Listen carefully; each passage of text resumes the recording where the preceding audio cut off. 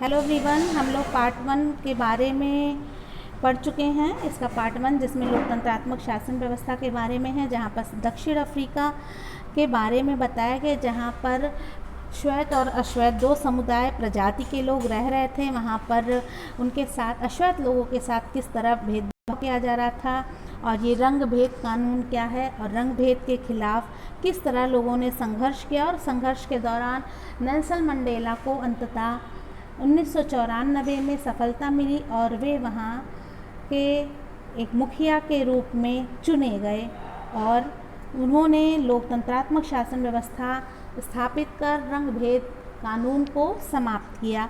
इसी में अब हम लोग आगे आते हैं भागीदारी पर।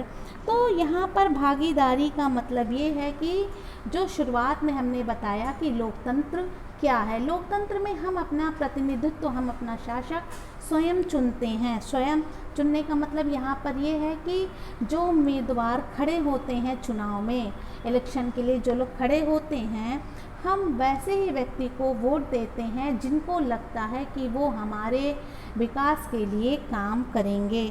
और ये प्रतिनिधि 5 वर्ष के लिए चुने जाते हैं, मतलब इनकी शासन सत्ता 5 वर्ष के लिए होती है। एक बार चुने जाने के बाद सरकार 5 वर्ष तक सत्ता में रहती है।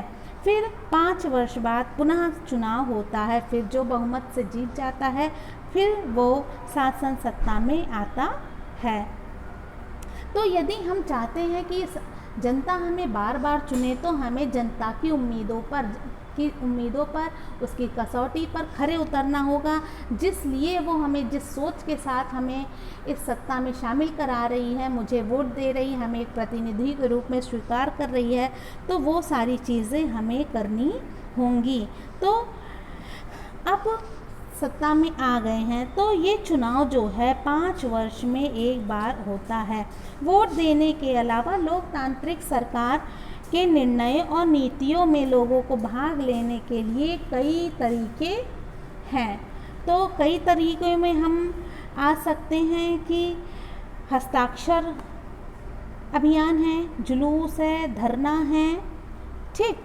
और साथ ही साथ धरना प्रदर्शन के साथ साथ लोग अपने विचारों को, अपनी बातों को न्यूज़पेपर के माध्यम से सरकार तक पहुंचाने का प्रयास करती है।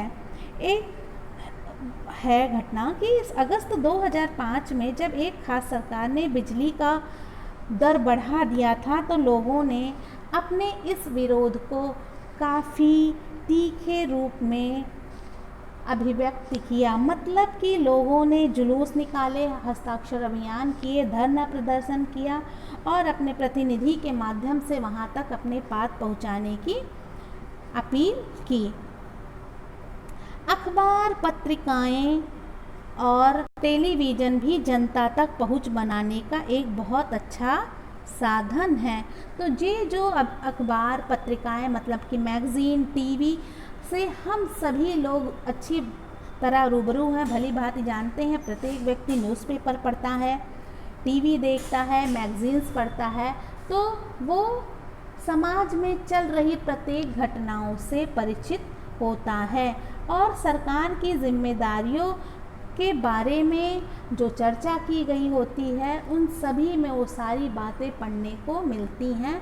और टेलीविज़न तो एक ऐसा साधन है, न्यूज़पेपर एक ऐसा साधन है जो हम पल पल की खबरों से रूबरू होते रहते हैं। रूबरू का मतलब हमारे जानकारी में वो आता रहता है, वो चीज़ें हमें सुनने को मिलती हैं।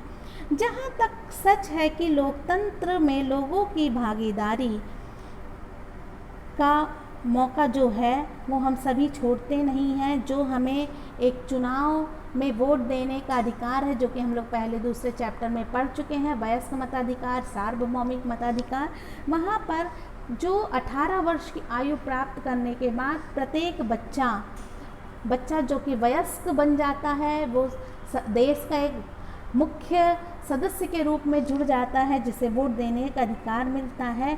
वो ऐसे प्रतिनिधि को चुनने के हकदार हो जाते हैं, ये अधिकार प्राप्त हो जाता है जो उनके लिए काम करे। और सार्वभौमिक मताधिकार का मतलब यहाँ पर ये है कि हर व्यक्ति, चाहे वो अमीर हो, गरीब हो, किसी भी धर्म, संप्रदाय, जाति का हो, उसे वोट देने का अधिकार मिल जाता है।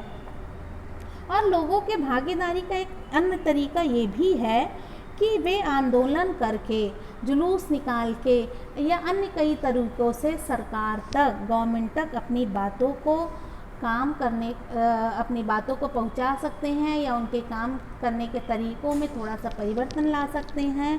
तो इसके लिए है कि दलित, आदिवासियों और अल्पसंख्यकों, महिलाओं और कुछ लोगों का जो हिस्सेदारी है वो कभी कभी कम होती है या कभी कभी बराबर में होती है। अगर देश के लोग सजग हों और इस बारे में रुचि लें कि देश को कैसे चलाया जाता है, तो उस देश की सरकार का लोकतांत्रिक स्वरूप और भी मजबूत हो जाता है, क्योंकि ये जो हमारी सरकार है वो जानती है कि हमारी जनता बहुत जागरूक है। लेकिन कभी कभी कुछ ऐसे मुद्दे आ जाते हैं जो काफ़ी उभर कर लोगों तक पहुंच जाते हैं और उस बात का, विवाद का, उस मुद्दे का समाधान करना बहुत ज़रूरी होता है, चाहे वो सांप्रदायिक तौर पे हो या किसी ऐसे दो राज्यों की सीमा को लेकर हो या किसी ऐसी नदी को लेकर हो जो विवाद का एक बड़ा कारण होती है और आपसी मतभेद का रूप लेकर किसी बड़े गर्मा गर्म माहौल के रूप में सामने आती है। इसी चैप्टर में हम लोग कावेरी मुद्दे के बारे में भी पढ़ेंगे। बच्चों, ये भी है कि विवाद तब उभरता है जब विभिन्न संस्कृतियों, धर्मों, क्षेत्रों और आर्थिक पृष्ठभूमि के लोग एक दूसरे के साथ सामंजस्य नहीं स्थापित कर पाते हैं। उनकी जो अपनी अंडरस्टैंडिंग है वो मैच नहीं करती है या कोई एक ऐसा पक्ष होता है जो कुछ सुनने को तैयार नहीं होता है। लेकिन फिर भी यदि हम अपने लोकतंत्रात्मक शासन व्यवस्था को सुचारू रूप से बनाए रखना चाहते हैं तो इस विवाद को शांतिपूर्वक निपटाना सबसे ज़्यादा ज़रूरी होता है कि वहाँ पर कोई भी हिंसात्मक तरीके का यूज़ ना हो, कोई हिंसात्मक तरीका लोगों द्वारा ना अपनाया जाए। और इसी में जो हम लोग कावेरी जल विवाद है, इसमें ये है कि दोनों नदियों के बांध एक ही नदी पर बने हुए हैं, जिसमें कर्नाटक का कृष्ण राज सागर बांध कावेरी नदी के ऊपरी छोर पर है और तमिलनाडु का मेंटूर बांध नदी के निचले छोर पर है। जो आप ये देख रहे हैं उसी कावेरी जल विवाद ही है, जो काफ़ी अहम मुद्दा है। जब कृष्ण राजा सागर बांध से पानी छोड़ा जाए तो दोनों राज्यों को अपने लोगों की ज़रूरत के लिए भरपूर पानी जो चाहिए वो उन्हें नहीं मिल पाता। इसीलिए इस मुद्दे का जो ये विवाद है वो लोगों तक काफ़ी एक समस्या के रूप में आया। समानता और न्याय की बात करें बच्चों, तो लोकतांत्रिक सरकार के मुख्य विचारों में से एक है उसका न्याय और समानता के प्रति वचनबद्ध होना। न्याय, इसमें हम समानता की बात करें तो अभी हम लोग क्लास 8 में भी पढ़ेंगे कि हमारे मौलिक अधिकार में समानता का अधिकार महत्वपूर्ण एक अहम हिस्सा है और समाज में वो समानता का अधिकार ही हमें समाज में हर व्यक्ति, समाज, समुदाय, संस्था में एक समान बनाता, जहाँ पर हम स्वतंत्र रूप से सहभाग कर सकते हैं।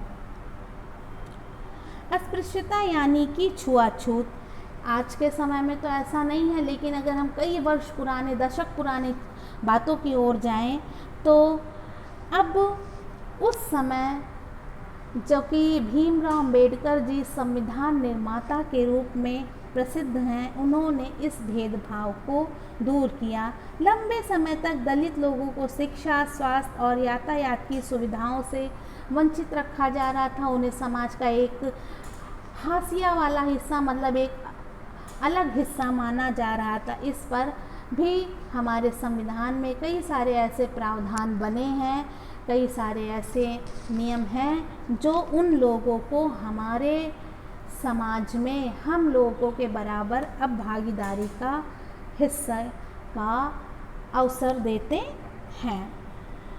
तो बच्चों ये चैप्टर यहाँ पर ख़त्म हो रहा है और सरकार भी समानता के लिए काफ़ी सारे ऐसे योजनाएं हैं, प्रावधान है, संविधान में नियम हैं जो सभी को एक समान बनाने का पूर्ण प्रयास करती है।